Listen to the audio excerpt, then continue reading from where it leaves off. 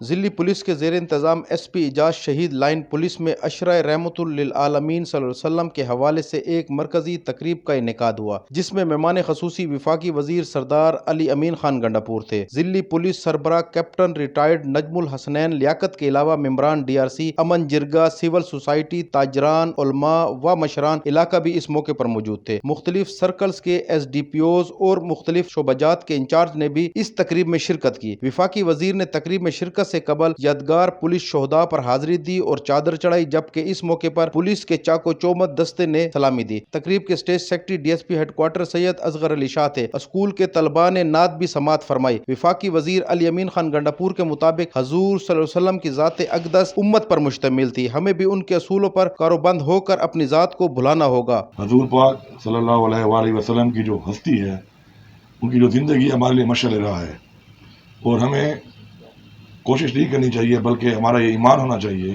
کہ اپنی زندگی کے اندر ہم وہی کام کریں کہ جو ہمیں اسلام نے بتائے، قرآن نے بتائے، اور ساتھ یہ بتایا کہ آپ صلی اللہ علیہ وسلم کی خلق قرآن ہے، تو جو آپ نے کیا ہم اگر اس راستے پہ چلیں تو ہمارا یہ ایمان ہے کہ ہمارے لیے تمام راستے اس جہان میں بھی آسان ہوں گے اور ہمارے لیے مغفرت کا باعث بنیں گے اس جہان میں بھی۔ ضلعی پولیس سربراہ کیپٹن ریٹائرڈ نجم الحسنین لیاقت کے مطابق حکومت کی ہدایات پر عشرہ رحمت للعالمین منا رہے ہیں۔ حضور صلی اللہ علیہ وسلم کی ذات اقدس پر اتنے الفاظ ہیں کہ زبان تھک جائے مگر ان کی تعریف ختم نہ ہو۔ ربیع الاول کا مہینہ ہمارے پیارے نبی حضرت محمد صلی اللہ علیہ وسلم کی پیدائش کا مہینہ ہے۔